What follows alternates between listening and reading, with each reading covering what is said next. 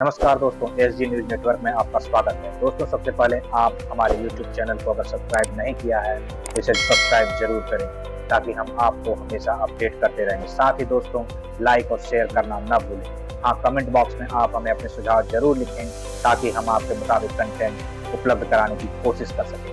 आजमगढ़ का नाम कहीं बम विस्फोट में जरूर आ जाता था, लेकिन आज आजमगढ़ विकास के लिए जाना जा रहा है। पहले योगी जी को बधाई देना चाहता हूं, जिस आजमगढ़ को पूरे देश भर में आतंक के केंद्र के रूप में माना जाता था, वो आजमगढ़ की धरोहर हरिहर घराने को फिर से सम्मान देने के लिए संगीत महाविद्यालय की आज यहाँ नींव रखने का काम हुआ।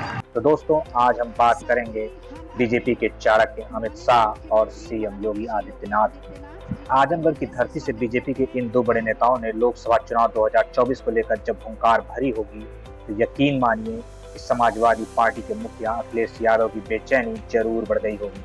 हम ऐसा इसलिए कह रहे हैं क्योंकि आजमगढ़ को समाजवाद का गढ़ माना जाता है।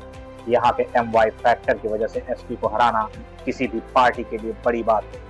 पिछले विधानसभा चुनाव की बात करें तो यहाँ से बीजेपी का खाता भी नहीं खुला था, लेकिन इसके बाद यहाँ की सदर लोकसभा सीट पर हुए उपचुनाव में SP मुखिया के भाई धर्मेंद्र यादव को बीजेपी के दिनेश लाल निरहुआ ने पटखनी दी थी। उपचुनाव में मिली जीत से बीजेपी को आजमगढ़ में मानो संजीवनी मिल गई। अब इसी संजीवनी को बीजेपी अपने लिए अवसर के रूप में देख रही है, जिसको लेकर योगी सरकार इस जिले में विकास कार्य को लेकर काफी तत्पर है।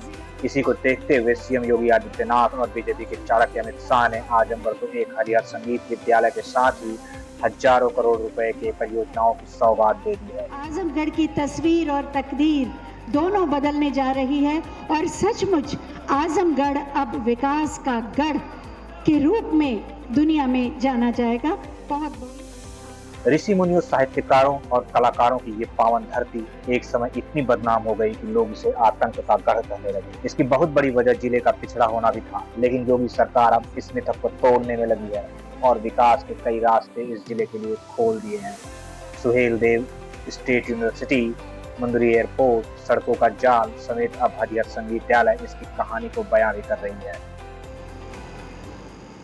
प्रख्यात ऋषि मुनियों, साहित्यकारों और स्वतंत्रता संग्राम सेनानियों की आज इस धरती पर मैं देश के यशस्वी और तेजस्वी गृह एवं सहकारिता मंत्री जी का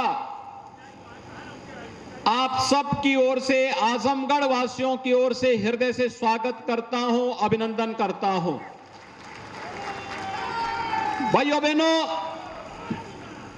आज भारत आदरणीय प्रधानमंत्री जी के नेतृत्व में एक नए भारत के रूप में दुनिया के सामने प्रस्तुत हुआ है। आजमगढ़, जिसमें 2017 के पहले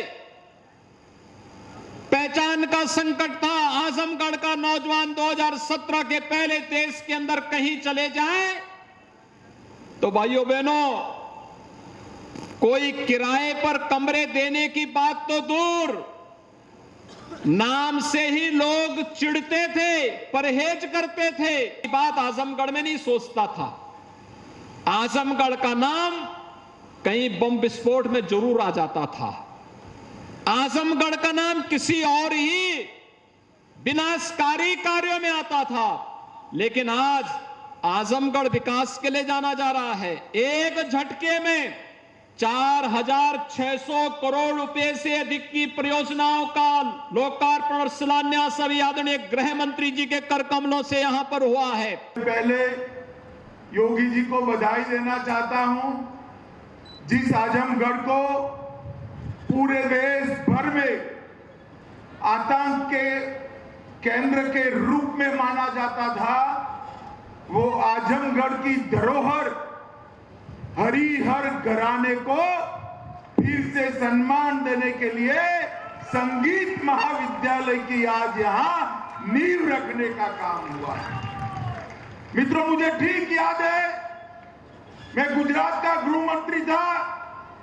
अहमदाबाद में बम धमाके हुए थे, और जब अहमदाबाद की पुलिस बम धमाकों के सूत्र ढूंढते ढूंढते देश भर में से आतंकियों की गिरफ्तारी कर रही थी, तब उसका सबसे बड़ा सूत्रधार आजमगढ़ के अंदर से पकड़ा गया था। और योगी जी ठीक ही कह रहे थे, आजमगढ़ की छवि कभी ये हरिहर घराने से जानी जाती थी, पंडित छन्नूलाल मिश्र जैसे गायकी के विद्वानों से जानी जाती थी। वो आजमगढ़ को, वो छवि को धूमिल करने का काम ये सपा बसपा सपा की सरकारों ने किया था। समाजवाद के इस गढ़ को ध्वस्त करने के लिए बीजेपी हर संभव कोशिश कर रही है, जिसके लिए वो इस जिले में विकास कार्यों को लेकर संजीदा भी दिख रही है। अब देखना यह है कि बीजेपी समाजवाद के इस किले को ध्वस्त कर यहाँ अपना भगवा फहरा पाएगी। आजमगढ़ से ASG न्यूज नेटवर्क के लिए ब्यूरो रिपोर्ट।